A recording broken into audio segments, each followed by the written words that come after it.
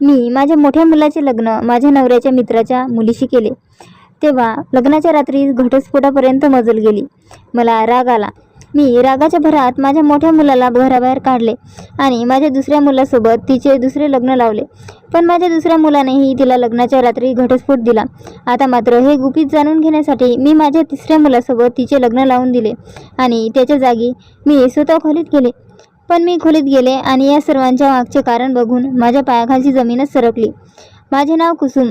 माझे लग्न एका चांगल्या घरात झाले होते. माझे सासरचे लोकही चांगले होते. मला सकाळी सकाळी लवकर उठून चालायला जायला आवडत होतं. माझी सासूही माझ्यासोबत चालायला येत होती, पण ती चालत असताना मधूनच गायब व्हायची आणि एका तासानंतर परत येत होती. मला वाटत होतं की माझी सासू थोडी दुःखी असायची आणि तिचं दुःख तिनं मला सांगावं, पण ती मला काहीही सांगायची नाही. मी डॉक्टर होते आणि एकदा दवाखान्यात काम करत होते. एक दिवशी घरी येत असताना मी माझ्या सासूला जेल समोर पाहिलं. मी तिच्या जवळ येणारच ती ते जेलच्या आतमध्ये गेली. तिथे गेटवर मी विचारले असता मला समजले की माझी सासू खूपदा त्या जेलमध्ये गेली होती. मला या सगळ्या गोष्टीचा छडा लावायचा होता, म्हणून मी तिथेच बाहेर एका बाजूला उभी राहिली. एका तासाने माझी सासू बाहेर आली. अचानक ती मला तिथे पाहून घाबरली. मी प्रेमाने त्यांना विचारलं की तुम्ही इथे का येता, कुणाला भेटायला येता, आज मला सगळं खरं काय ते सांगा. माझी सासू म्हणाली, ठीक आहे, घरी चल, तुला सगळं सांगते. आम्ही दोघी घरी आल्यावर सासू मला तिची कहाणी सांगू लागली. ती सांगत होती, माझे लग्न खूप श्रीमंत घरात झाले. माझा नवरा माझ्यावर खूप प्रेम करायचा. घरातली मोठी सून असल्याने सगळे माझी इज्जत करत होते आणि माझा प्रत्येक शब्द पाळला जायचा. त्याचं दुसरं कारण असं होतं की संपूर्ण खानदानात फक्त मला सगळे मुले होते. मला 5 मुले होते आणि एकही मुलगी नव्हती. मला मुलगी पाहिजे होती, पण देवाने माझ्या नशिबात मुलीचं सुख लिहिलं नव्हतं. मला तर वाटत होतं की पहिली मुलगीच व्हावी, पण नियतीच्या मनात हे नव्हतंच. माझा 5वा मुलगा आता 2 वर्षाचा होता आणि तेव्हाच माझा नवरा देवाघरी गेला. माझ्या मुलांच्या वयात 2-2 वर्षाचा फरक होता, त्यामुळे आता सगळे एकदम वयात येऊ लागले होते. सगळ्यांची नजर माझ्या मुलावर होती, कारण ते सर्वजण दिसायला सुंदर आणि तरुण होते. मी माझ्या मुलांचा सांभाळ चांगला केला होता. माझा मोठा मुलगा 15 वर्षाचा असतानाच माझ्या नणंदेने त्याच्याशी तिच्या सासऱ्याकडून एक स्थळ आणलं होतं. ती मुलगी खूप सुंदर आणि 12 वर्षाची होती. माझी नणंद म्हणाली, या मुलीच्या घरची परिस्थिती खूपच वाईट आहे, तू तिला तुझ्याकडे ठेवून घे. तुला मुलगी पाहिजे होती ना, तू हिलाच तुझी मुलगी समज आता. तिचं नाव रसिका. मला ती खूप आवडायची, मग मी तिला माझी मुलगी म्हणूनच ठेवून घेतलं. ती मला घरातल्या सगळ्या कामात मदत करायची आणि सारखी माझ्या मागे पुढे असायची. मी तिच्यावर खूपच जीव लावला होता. अचानक 3 महिन्यानंतर तिचा बाप तिला घेऊन जायला आला. त्याने सांगितले की माझी मुलगी मला परत द्या. तुम्हाला जर तिला ठेवून घ्यायची असेल तर तिच्या नावावर काहीतरी प्रॉपर्टी करा, म्हणजे तिचं भविष्य सुरक्षित होईल. मी रसिकाला खूप जीव लावला होता, म्हणून मग मी तिच्या नावावर एक प्लॉट केला. त्यानंतर तिचा बाप निघून गेला. मग रसिकाचे आई वडील तिला भेटायला येत होते, तर कधी ती त्यांना भेटायला जायची. मी तिच्या घरी थोडेफार पैसे पाठवत होती. माझी सगळी मुलं रसिकावर खूप प्रेम करत. आता रसिका मोठी झाली. तिच्या लग्नासाठी मी एक स्थळ शोधू लागले. एक दिवशी रसिकाचे आई वडील आमच्या घरी आले आणि तिचे वडील मला म्हणाले, तुम्ही रसिकाला एवढा जीव लावलाय, तर मग तुम्ही तिला तुमच्या घरातच का नाही ठेवून घेत. मी विचारलं, ते कसं शक्य आहे. तर त्यांनी मला सांगितलं की तुमच्या मोठ्या मुलासोबत तिचे लग्न लावून तिला कायमचं तुमच्या घरात ठेवा. मी हे ऐकून विचार करू लागले की हे मला अगोदर का नाही सुचलं. मग त्यांनी मला सांगितले की रसिका आणि तुमच्या मोठ्या मुलाच्या लग्नाला आमची तयारी आहे. मी विचार केला की बाहेरून कुणी मुलगी लग्न करून आणली तर ती कशी असेल काही सांगू शकत नाही, पण रसिका तर आपल्यासमोरच वाढली आहे, त्यामुळे काही अडचण नाही. मी त्या दोघांचं लग्न लावून खुश होते. लग्न झाल्यावर त्या दोघांना त्यांच्या खोलीत पाठवून मी माझ्या खोलीत गेले. काही वेळातच त्यांच्या खोलीतून ओरडण्याचा आवाज आला. मी भिवून पळतच आले. घरातले पाहुणे देखील धावत आले. मी खोलीत गेले तर माझा मुलगा बेडवर बसला होता आणि सून तिथे उभी राहून रडत होती. मी पळत पुढे गेले आणि सुनेला जवळ घेत विचारले, काय झाले, पण ती काहीच बोलेना. तेवढ्यात माझा मुलगा आला आणि म्हणाला, आई, मला हिला घटस्फोट द्यायचा आहे. हे ऐकून मला धक्काच बसला. सगळे पाहुणे लोक विचार करू लागले की नवीन लग्न झाल्या लगेच घटस्फोट. मला माझ्या मुलाचा राग आला आणि मी त्याच्या कानाखाली मारली. मी त्याला म्हणाले, तू काय बोलतोयस, तुला कळतं का, शुद्धीत तर आहेस ना. तो म्हणाला, हो आई, मला खरंच हिला सोडचिठ्ठी द्यायची आहे. मी परत त्याच्या कानाखाली मारली आणि विचारले की तू असा का वागतोस. तो काहीच बोलला नाही. आता मात्र मला त्याचा राग आला आणि मी त्या रागातच मी त्याला म्हणाले, आजपासून तू आमच्यासाठी मेलास. या घरात तू कधीही पाऊल ठेवायचं नाही. असं म्हणत मी त्याला घरातून हाकलून दिले. माझा थोरला मुलगा घटस्फोट द्यायचं कारण न सांगताच घर सोडून निघून गेला. नंतर मी माझ्या सुनेला विचारले असता तिने सांगितले की मला माहीत नाही, पण ते खोलीत आले आणि म्हणू लागले की मला तुझ्यासोबत लग्न करायचे नव्हते, मला सोडचिठ्ठी पाहिजे. आणि हे बोलून ती ढसाढसा रडू लागली. सगळे पाहुणे माझ्या तोंडाकडे पाहत होते. मला आज कसे तरी झाले. माझ्या थोरल्या मुलाने आज सगळ्यांसमोर माझी मान चुकवली होती. माझ्या सुनेचे आईवडीलही तिथेच होते. ते तिला घेऊन दुसऱ्या खोलीत गेले आणि मी माझ्या खोलीत असेल. माझा गुणी थोरला मुलगा कधी असा वागला असे मला कधीच वाटत नव्हतं. पण तो तिला सोडचिठ्ठी का मागत होता हे जाणून घ्यायची मला उत्सुकता होती. दुसऱ्या दिवशी मुलीचे आईवडील रडू लागले आणि म्हणाले की माझ्या मुलीचं आयुष्य आता बरबाद झालं आहे. आता माझ्या मुलीसोबत कोण लग्न करणार. मला हे ऐकून खूप वाईट वाटत होतं आणि माझ्या थोरल्या मुलामुळे मला आज हे ऐकून घ्यायला लागत होतं. मग मी माझ्या थोरल्या मुलाच्या नावे असलेली सगळी प्रॉपर्टी माझ्या सुनेच्या नावावर केली. ती म्हणाली, आता माझ्यासाठी तुम्हीच सर्व काही आहात. मी तुम्हाला सोडून कुठेही नाही जाणार. माझी सून आता वरचेवर चालत शेजारी असलेल्या बागेत जात होती. तिचं मन कशात तरी रमेल म्हणून मी तिला जास्त काही बोलत नव्हते. ती मला दाखवण्यासाठी खुश असायची, पण आतून ती दुःखी होती हे मलाही माहीत होतं. कधी कधी ती दिवसभर फोनवर बोलत बसायची.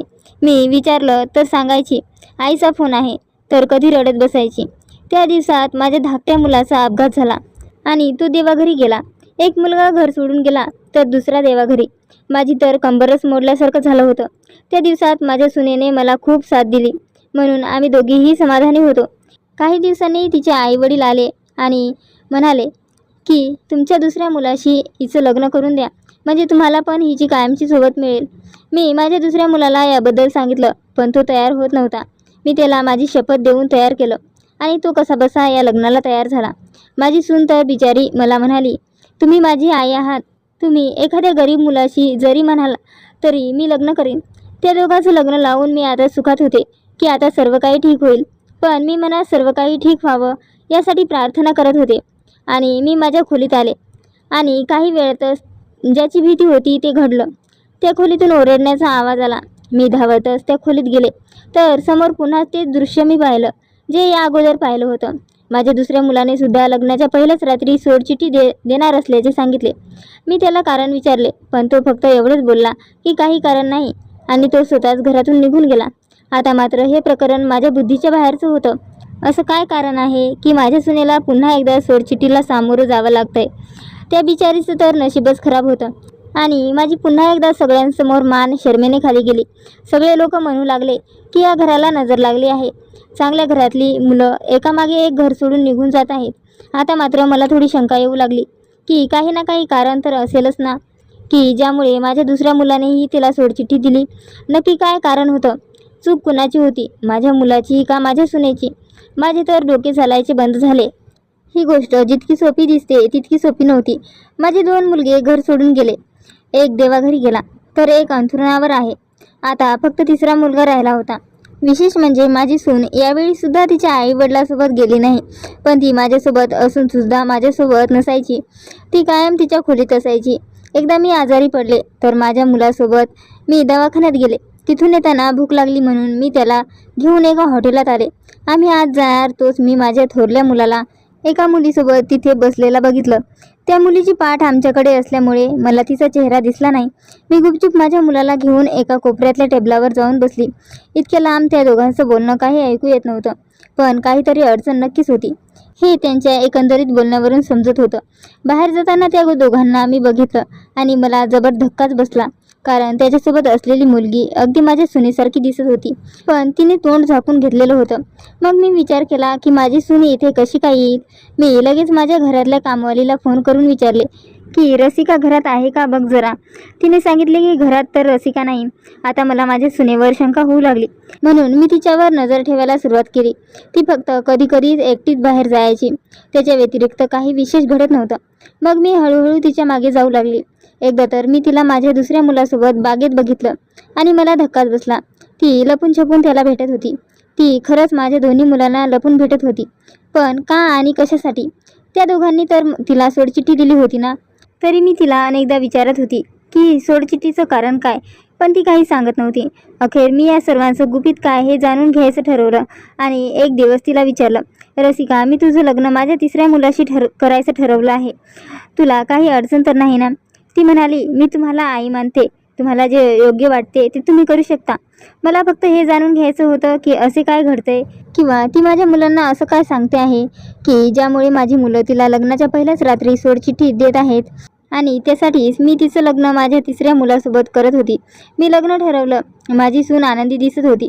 माझा तिसरा मुलगा तिच्यापेक्षा 3 वर्षांनी लहान होता. तरी पण ती काही बोलली नाही. लग्नाच्या रात्री मी माझ्या मुलाला सांगितले की माझी तब्येत ठीक नाही, तू जाऊन माझे औषध घेऊन ये. तू लगेच कपडे बदलून माझी औषध आणायला गेला. तू जाताच मी पटकन त्याची शेरवानी घातली आणि त्याच्या खोलीत गेले. जाताना मी माझा चेहरा झाकला होता. आज जातात मी पाहिलं की माझी सून तिथे बेडवर बसली होती. तिने नवऱ्याला पाहताच ती तिथून उठली आणि म्हणाली, मला माहीत आहे की तू आता माझा नवरा झाला आहेस, पण मी तुला फक्त इतकं सांगू इच्छिते की मी तुला कायमचा माझा लहान भाऊ समजत आले आहे. तुला आठवतं का, लहानपणी मी तुझे किती लाड करायची. कायम लहान भाऊ समजून मी तुझ्यासोबत खेळायची आणि म्हणून मी तुला माझा नवरा म्हणून पाहू शकत नाही. तुझ्या आईने जबरदस्तीने माझे लग्न तुझ्यासोबत लावले आहे आणि शिवाय तुझ्याकडून सोडचिठ्ठी मागायला सांगितले आहे. तिला फक्त समाजासमोर मोठेपणा दाखवायचा आहे की मी माझ्या सुनेसाठी किती करते. या अगोदरची लग्नसुद्धा त्यांनीच करायला लावली आणि सोडचिठ्ठी पण त्यांच्यामुळेच झाली. आता सुद्धा खोलीत येताना तुझ्या आईने मला सांगितलं की त्याला माझा निरोप सांग की हिला सोडचिठ्ठी दे. मी हे सर्व गप्प बसून ऐकत होती. ती पुढे म्हणाली, तुला जर माझे खोटं वाटत असेल तर तू तुझ्या आईला विचार. असे म्हणत तिने तिच्या आईला फोन करून बोलावून घेतलं. काही वेळातच तिची आई खोलीत आली. ती म्हणू लागली की बाळा, हे सगळं खरं सांगत आहे.